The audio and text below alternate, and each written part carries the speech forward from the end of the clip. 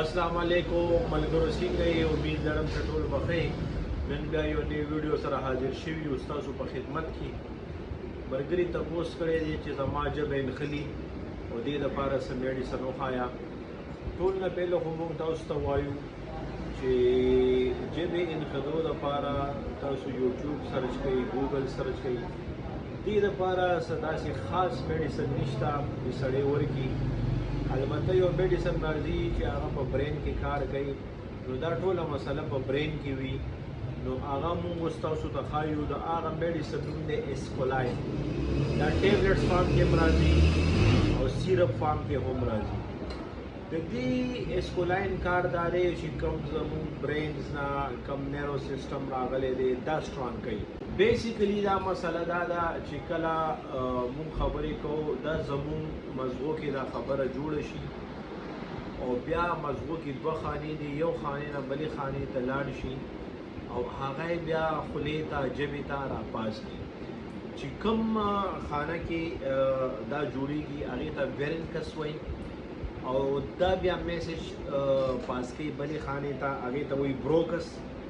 نو وینکس چې کوم دی دا خبره جوړه کی مزغو کې راشي او برونکس تپاس کی نو برونکس بیا داسې کار وکړي چې دا ژبې ته کنورټ کی دا خبره یا یې خولې ته بوځي په دې سیسټم باندې دا مازغه کار کوي او انسان خبرې کولی شي خو د دې مین علاج 80% ممکن چې کوم دی هغه دغه سره دی دا سپیچ تھراپي ورته وایي سپیچ تھراپي که تاسو څوک نه پیژنئ فزیوتھراپي چې څنګه کیږي که تاسو پیژنئ لکه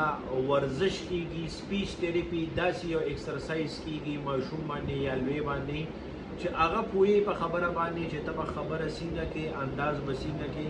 د بعضې نیم خلکو چې کوم دي مازغه دا معمولي شان کمزوري وي د هغې د وجې دي خبرې سمې نشي کولی ضروري نه ده چې دغه خلک د دنیا په اکټیویټي کې یا رستو وي یا سکولی نشي هغې بالکل نارمل وي بالکل ټیک وي دا به یې برتم دا مسله راتلی شي ماشوم ته چې کوم داسې لږ ساعت پس وجاړي یا نورې هم ډېرې مسلې راتلی شي ډېر ډیټیل سره نه ځو خو تاسو ته موږ دا وایو چې دا مسله 80% به سپیچ تھراپي سره ختمیږي او د دې میډیسن نوم دی اسکولاین هغه موږ تاسو ته پکچر ښایو نو هغه تاسو هم دې دپاره یوز کولی شي نور داسې انفارمیشن ویډیو دپاره تاسو زموږ پیج لایک کړئ موږ سره تاسو رابطه هم کولی شي کانټیکټ نمبر هم ورکړی دی او کایندلی زموږ پیج چې کوم دی دا تاسو نورو خلکو سره شیر کړئ سره زموږ یوټیوب چینل هم دی هغه هم تاسو سبسکرایب کړئ ډېره مننه السلام علیکم